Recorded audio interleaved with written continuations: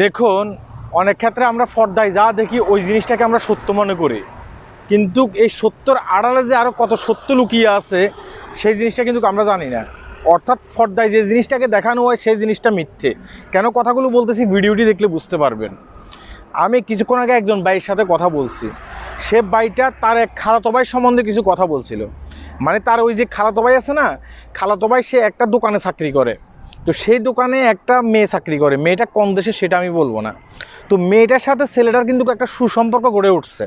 হ্যাঁ, দীর্ঘদিন পর্যন্ত দেখা গেছে কি একে অপরের সাথে একটা ফেমের সম্পর্ক চলতেছে। এখন এক পর্যায়ে এই মেয়েটা কিন্তু ছেলেটার কাছে টাকা চাইছে, প্রায় আপনার 1500 রিঙ্গিত চাইছে। তো 1500 রিঙ্গিত কী করছে, এই ছেলেটা এই মেয়েটাকে দিছে, দাঁত দিছে আর কি। দাঁত দেওয়ার পরে এই মেয়েটা কী করছে, এই টাকাটা নিয়ে গেছে। নিয়ে যাওয়ার এক পর্যায়ে হ্যাঁ, মেয়েটার কাছে কিন্তু ছেলেটা টাকাটা চাইতেছে, আমার টাকা লাগবে দেশে, আমাকে টাকাটা দাও।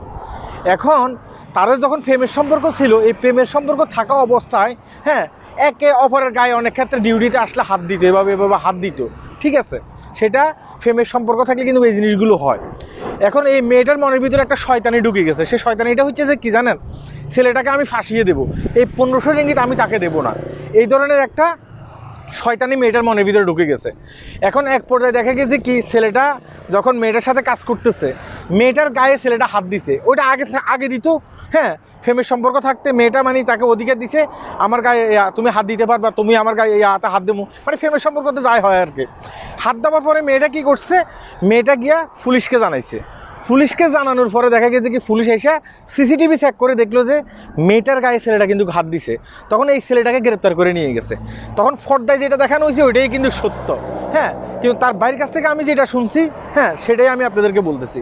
এখন দেখেন, মানুষ মনে করবে কি, এই যে ছেলেটা আছে না, ছেলেটা মেয়েটার গায়ে হাত দিছে অবৈধভাবে, মেয়েটা পুলিশের কাছে কমপ্লেন করছে। কিন্তু পুলিশ দেখা গেছে কি, পরবর্তীতে যদি সে তদন্ত করে দেখে এই জিনিসটা জানবে, কিন্তু তার আগে তো এই ছেলেটাকে ধরে নিয়ে গেছে পুলিশ, ঠিক আছে। আর আমরা অনেকে মনে করতেছি যে ছেলেটা খুবই খারাপ, ছেলেটা খুবই লুচ্চা, ছেলেটা কি করতেছে, ছেলেটা এই মেয়েটার গায়ে হাত দিছে। আসলে কিন্তু বাস্তবতা তা না। আমি আপনাকে একটা কথা বলবো, আপনি মালয়েশিয়া আসেন কিংবা বিশ্বের যে কোনো জায়গায় যান, হ্যাঁ, কোনো একটা মেয়ের গায়ে হাত দিতে চিন্তা ভাবনা করে হাত দিবেন। তাকে আপনি যতই বেশি ভালোবাসেন না কেন, সে আপনাকে যত বেশি ভালোবাসুক না কেন, হ্যাঁ, একটা জিনিস মনে রাখবেন যে সিসিটিভিতে হয়তো বা দুজন একসাথে কাজ করতেছেন, তখন তার গায়ে আপনি হাত দেবেন না। অনেক ক্ষেত্রে হাত দেবেন, তার ভিতরে যদি কোনো শয়তানি থাকে, ঠিক এইভাবে কিন্তু আপনি অনেক ক্ষেত্রে ফেঁসে যেতে পারেন। আশা করি কথাগুলো বুঝতে পেরেছেন। এই ধরনের অনেক কেস কিন্তু বিভিন্ন দেশে ঘটে, মালয়েশিয়াতেও ঘটে, ঠিক আছে।